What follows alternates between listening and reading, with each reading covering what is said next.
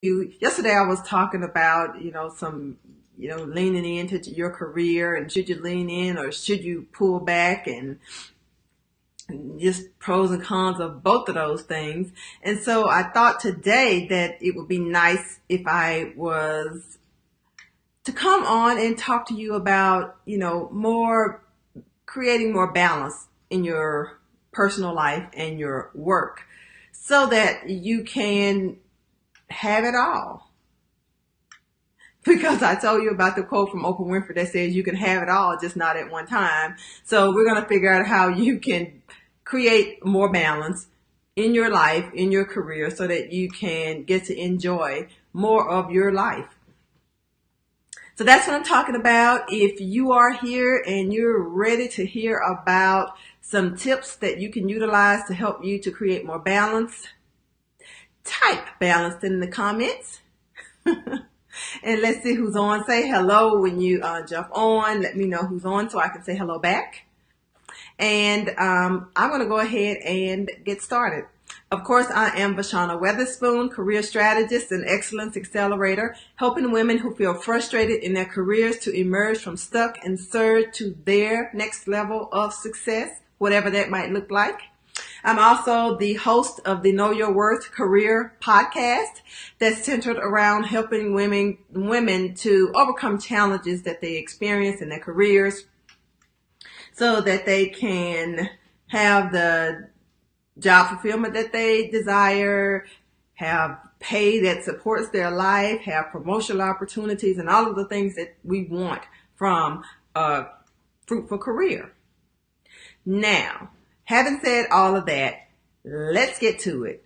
I want to pause just a second to give you an opportunity to invite a friend, tag a coworker, invite a family member who needs to hear this information, somebody who you know is really just in over their heads. They can't stop working around the clock. Send them on over here so they can get some of this good information. So like and share the video and invite a friend. Before I jump into it, without too much of further of a delay. So is it even possible to have it all? That's the caption for this video. And today we're going to be talking about work-life balance, like I said. And it's an important topic because we live in a society where we work around the clock. And if you're a business owner, then we understand that, especially if you don't have a large staff and people who can take care of things for you, we understand that you're the person who's responsible for everything. So this is not for business people. This is for people who are employed for a company or an organization. You're an employee, but yet you still find yourself working your fingers to the bone, so to speak. I'm talking to you right now. So, and with the advent of remote work locations and smart technology that companies hand out readily to everybody who comes on board. So if you get one of those nice little devices, just know it's so that you can stay connected. And more than likely, it can be around the clock and nobody's going to say anything about it. Nobody's going to have a problem with it. So there's really no place where we can't work anymore. As long as we have internet connectivity, we have data on phones, we can talk to people, we can, have conversations, we can actually do work that we normally had to do at our offices. And with all of this access, then it's no surprise that people are literally working themselves into bad health and sometimes even to the point of death. And I think about all the time, just people that I've known who worked at my place of employment, that they work and then they retire and 6 months later they're dead. And it's one thing when it happens once, but when you see that trend and that pattern happening over and over and over again, it really makes you wonder about, how the effect that all of this work that we do has on our health. And I know we don't talk about that a lot, but I've known a lot of people who had very stressful jobs and they end up, with high blood pressure and all kinds of other illnesses that sometimes it caused them to have to quit the job and just, go out on disability or something so they can get themselves together because they work so much. And we all, this whole idea about workaholism has been around for a long time. But I want to discuss for you today, not to keep dwelling on the issue because we know what the issue is. We can see the effects of it. You might be one who's experiencing some of these things. What I want to talk about today instead, though, is how can we negotiate a better balance between our work life and our personal lives so that we can enjoy both of them better and get more enjoyment from them and fulfillment from them. So if you are ready to hear some solutions that you can apply, type solutions in the comment box so I can know that you're ready. I have 7 tips for you, and they're not necessarily anything that's rocket science or anything, but if you're in this work mode, it's probably stuff that you're not thinking about. And I'm going to bring them up so that you can become aware of them again and try to utilize some of them so that you can help to create some balance in your work and your personal life. So let's get started. Tip number 1 is to slow down and prioritize. And you might be thinking, what in the world?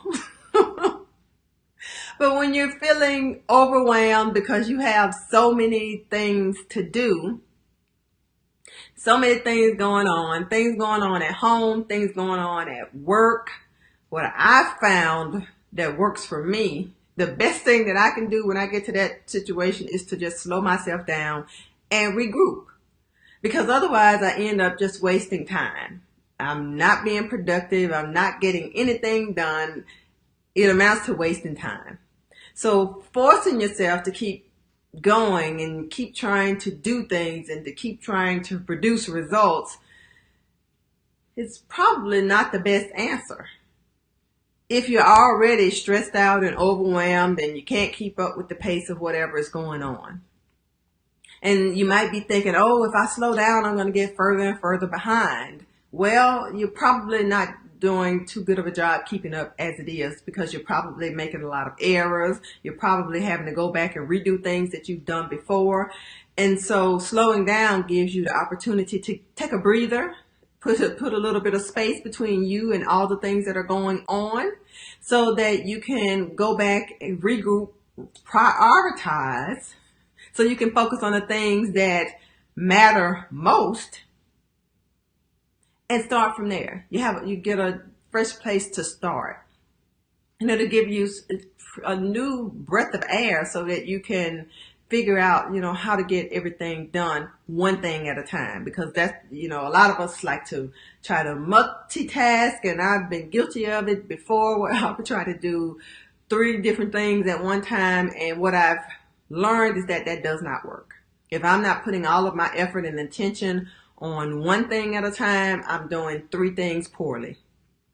And that's just the bottom line. And I think that's true for all of us, whether we really recognize that or not. The second thing is to tackle the tedious things first. Oh gosh. Some people like really detailed things and, they can really just get lost in them.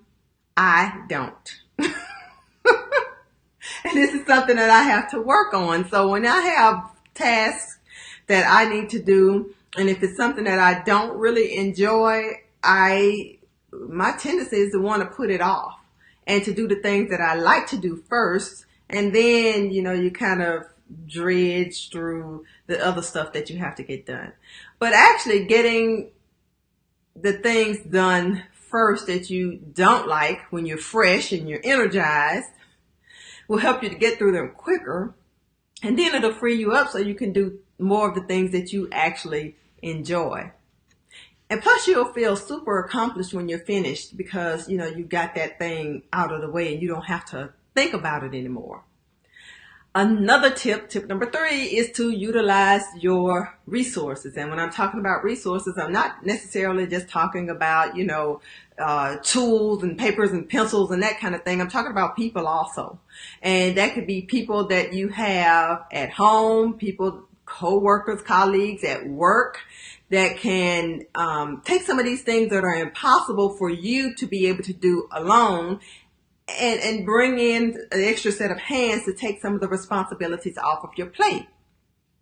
And when you delegate these tasks to others who can help you, then you get the relief that you need, and they'll get to feel a sense of accomplishment because they are contributing and helping out. And try this at home with your kids. When you have all this stuff that needs to be done, delegate some of those responsibilities to them and let them help you to get some things done. And my daughter's looking over my computer at me, and I'm talking to you. Anyway, another tip is to stop creating extra work. Now, our human brain, it's just a natural tendency for us to keep thinking and thinking and thinking of things, which a lot of the times it's a lot of extra stuff for us to do. Now, when you're combining that, when your plate is already full and your brain keeps working and thinking of more and more things that you need to do or can do or ought to do or should do, then that's not really helping the problem much, is it? So instead of taking on every little thing that your brain can think of, or anything or idea that people present to you, I implore you to just remember the old KISS method. And this is something that I heard initially back in elementary school. Back then he said, keep it simple, stupid. But now they say, keep it simple, silly. Whatever. The idea is the same, which is to just simplify your life, simplify your work, and learn how to turn off those ideas in your head when you get them. And not necessarily that you're going to turn them off, but to kind of triage them. Is this something that I want to do? Yes, I want to do it, but I don't want to do it today. I'm going to do it next month. And you create some piles and categorize things so that you know what's the most important thing to be focused on and focus your energy and your effort on. Tip number 5 is to learn to say no. It's a short word, but it packs a lot of power, and it'll help you a lot when you learn to say no to people who impose upon your time when you are already maxed out. So say no when your boss approaches you with another project when you already have 100 projects sitting on your desk that you have not been able to complete because you keep getting interrupted. You keep getting more assignments. There keeps and continues to be pressing and urgent things that have to be done like right now.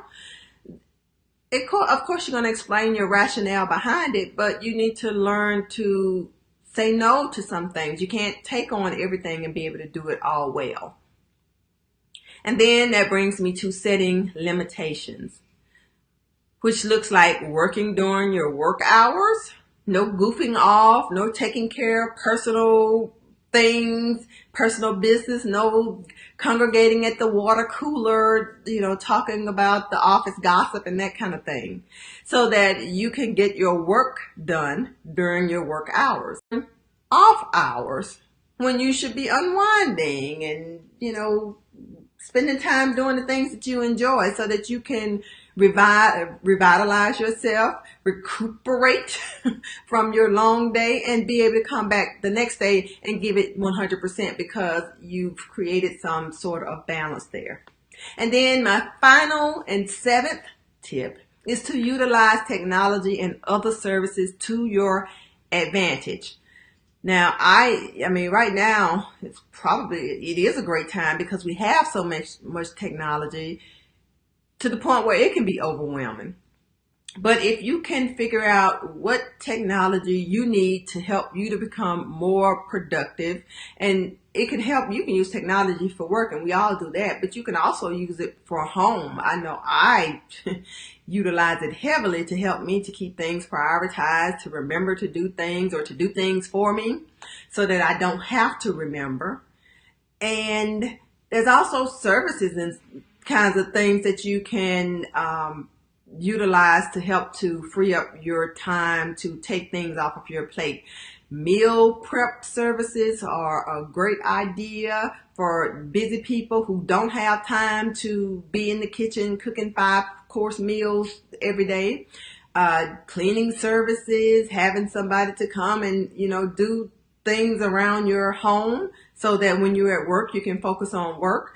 All of those things, I've tried all of them at different points in time. And I'm sure there's more that I'm going to try that I haven't tried yet, but they help to free up your time. They help to make your life work better. That's why they're there. Look around and take advantage of those that might make sense for you and for your life and for your family. So just, a little bit of investment can go a long way in helping you to create more balance so that you're more productive when you're actually at work, and then you can create that balance so you can have more time to spend doing the things that you enjoy doing when you're not at work. And of course, there are many, many, many other ideas on top of the ones that I brought up today, but these are just a few that can get you started. Now, if you're in a job where you're feeling overwhelmed and you are, in over your head, so to speak, and you're really just fed up, you're tired, you're ready for something different, you're ready for something new, you're ready for that next level, then I have an offer for you. I want to offer you, it's absolutely free, my free 3-part e-course series entitled Career on Fire, 3 Steps to Your Next Level. And it is designed, it's 3 sections, as I said. They're about 20 minutes each. It's guided information to walk you through specific things that you can do to help you to figure out what that next level looks like for you. If you are interested, take advantage of this opportunity by going over to my website at www.vashanaweatherspoon.com and put in your information and get your free copy. It's Career on Fire, 3 Steps to Your Next Level. And it'll help you to get your career on track. Well, that's all that I have for you tonight. I hope that you have enjoyed this content. I hope that you have heard some tips that you can put in place to help you to create some balance between your work and your personal life so that you can enjoy them both more.